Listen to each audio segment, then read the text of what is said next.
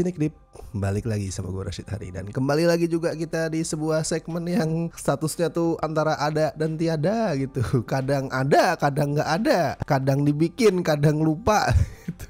Yaitu ini ada rekomendasi film streaming ya, yang kali ini udah masuk ke volume 4. Sudah masuk ke edisi keempat. Tuh terakhir volume 3 gue lupa sih kapan. Tuh yang bikin bukan gue tapi Arya kalau gak salah yang bikin. Volume 3 itu sekitar 2 bulan yang lalu sih, sekitar 2 bulan yang lalu lah. Emang gak rutin gitu, kayak udah gue bilang di volume-volume sebelumnya ya. Segmen rekomendasi streaming ini memang bukan sesuatu yang bakal rutin kami dari Sineklip tuh bikin. Ini gak harian, gak mingguan, gak bulanan ya. Simply dibikin misalkan pada saat lagi butuh konten buat ngisi jadwal, atau emang ada sesuatu yang mendadak pengen kita share, pengen kita bagiin gitu. Kan sering tuh ngerasa, aduh gue kayak lagi pengen nge-share soal film ini nih, pengen ngomongin soal horor gitu, atau pengen ngomongin soal apa gitu. Nah dibikinlah rekomendasi film streaming. Nah kalau yang sekarang nih emang gue lagi pengen berbagi sesuatu sih. Gue mau kasih rekomendasi 5 film animasi yang ada di Klik Film. I know mungkin itu bukan streaming service favorit banyak orang karena apa sih, kualitas gambarnya, kualitas streamingnya tuh ngeselin banget. Jarang gue nonton Klik Film tuh bisa full HD gitu karena naik turun kualitasnya, mungkin karena masalah bandwidth ya, gue juga kurang tahu sih. Tapi gue udah pakai koneksi yang paling top tuh, ganti-ganti gadget tetep aja fluktuatif itu. Tapi di luar itu mereka bisa semacam nambal kekurangannya dengan katalog film itu bagus-bagus, unik katalog filmnya Klik Film tuh. Mungkin itu ya karena tahu kalau misalkan mereka tuh bakalan susah ngalahin streamingan gede kayak misal Netflix, Disney Plus, HBO dan lain-lain kalau misalkan fokus ke film-film mainstream. Jadi Klik Film nih ngambil jalan alternatif tuh, film-film yang beda yang dia masukin ke streamingannya, kayak film-film yang menang awards, film art house, film festival, film klasik. Tuh banyak di situ. Film klasik bukan cuma tahun 70-an ya, film-film 40-an, 30-an tuh juga ada loh, film-filmnya Charlie Chaplin, filmnya siapalah, Orson Welles dan lain-lain tuh banyak di situ. Jadi walaupun rada-rada begitu ya urusan streamingnya, tapi untuk urusan katalog itu keren banget emang Klik Film. That's why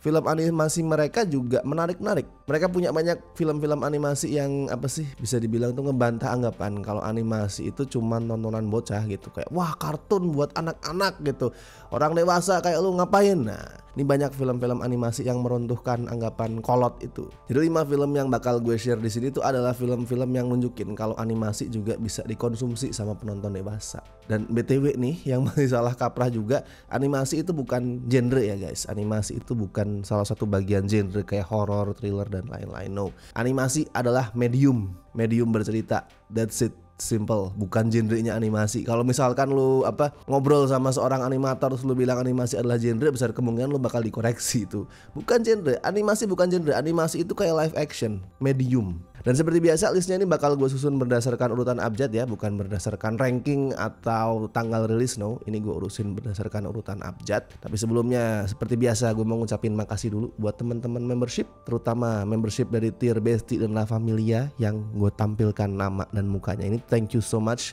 Semoga kalian tetap betah bergabung bersama kami. Oke, gue mulai dari film yang pertama, ada Ernest and Celestine. Ini adalah film asal Prancis yang dapat nominasi itu ya, animasi terbaik di Oscar 2014, tapi kalah sama Frozen waktu itu. Ceritanya tuh diadaptasi dari buku gitu, buku anak yang judulnya sama, bikinannya Gabriel Vincent dari Belgia. Tapi walaupun dari buku anak, gue tuh ngerasa ini ceritanya bakal bisa lebih diresapi sama penonton dewasa. Ya anak-anak juga bisa enjoy, ini film semua umur, tapi penonton dewasa bakal bisa lebih nangkep nih. Apa sih nilai yang diangkat dari filmnya? Alurnya tuh mengisahkan tentang persahabatan aneh, unlikely friendship antara Ernest si beruang sama Celestine si tikus.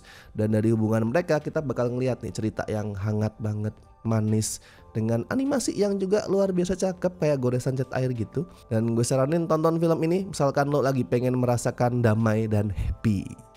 Next itu ada My Life as a Courgette. Itu di Amerika punya judul lain, My Life as a Zucchini. Itu kayaknya lebih dikenal dengan judul Amerika ya, karena ya Hollywood gitu. Orang lebih kenal dengan judul yang My Life as a Zucchini kayaknya. Ini adalah animasi stop motion yang dapat nominasi juga di Oscar 2017 untuk Best Animated Feature, tapi kalah sama Zootopia. Dan dia juga jadi wakil Swiss buat kategori Best Foreign Language Film dan berhasil tembus December shortlist walaupun akhirnya nggak dapat nominasi. Dan beda nih sama Ernest dan Celestine tadi, film yang diadaptasi dari novel autobiografi John Courgette bikinan Gilles Paris ini tonnya jauh lebih kelam, lebih serius, lebih dewasa. Dan dia nyeritain tentang kehidupan bocah bernama Courgette yang dikirim ke panti asuhan, dan nantinya kita tuh bakal ngeliat gimana kehidupan dia di sana, kehidupan anak-anak panti yang lain juga, dan of course kehidupan mereka itu tidak gampang dan lu bakal ngeliat banyak aspek kelam dalam kehidupan mereka. Nah, berikutnya ada untuk para pecinta anime nih, ada animasi dari Jepang yang buat gua nih adalah personal favorite, punya judul unik juga, yaitu The Night is Short, Walk on Girl, yang diadaptasi dari novel berjudul sama juga bikinan Tomihiko Morimi. Ini juga film yang menang banyak awards, menang banyak festival, termasuk Animation of the Year di Japan Academy Film Prize. Itu adalah ya bisa dibilang Oscar-nya Jepang lah. Nah, ini menang di situ Animation of the Year tahun 2018. Gue suka banget sama film ini. Ceritanya itu tentang cewek mahasiswi gitu yang ngejalanin kehidupan malam di Kyoto. Jadi dia tuh party, minum-minum, dan di situ dia interaksi sama banyak orang, termasuk sama seniornya yang juga jadi love interest dia. Selain ceritanya tuh sederhana tapi ambisius, animasinya tuh juga unik banget.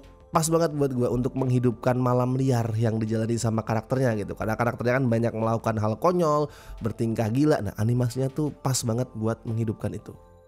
Lalu ada The Rabbi's Cat. Ini adalah film asal Prancis yang menang animasi terbaik di Caesar Awards 2012. Nah, kalau tadi Japan Academy Film Prize itu kan Oscar-nya Jepang, kalau Caesar Award itu Oscar-nya Prancis. Nah, ini menang animasi terbaik. Ceritanya tuh diadaptasi dari komik berjudul sama bikinan John Sfar yang punya cerita lumayan absurd nih. Jadi settingnya itu ngambil latar di Algeria tahun 1920-an, dan film ini nyeritain tentang seekor kucing yang dipelihara sama seorang rabbi, dan kucing itu mendadak bisa bicara, bisa ngomong setelah menelan seekor burung beo. Absurd gue bilang kan. Dan setelah bisa bicara itulah si kucing bilang kalau dia pengen pindah agama jadi Judaism.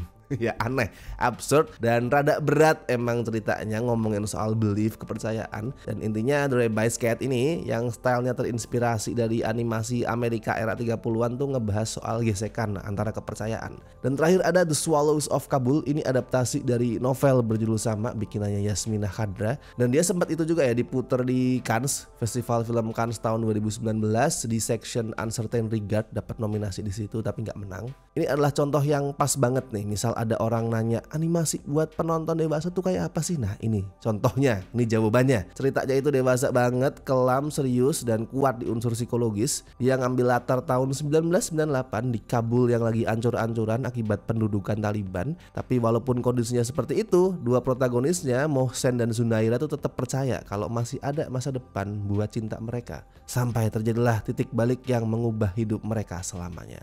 Titik baliknya apa ya lu tonton sendiri pokoknya.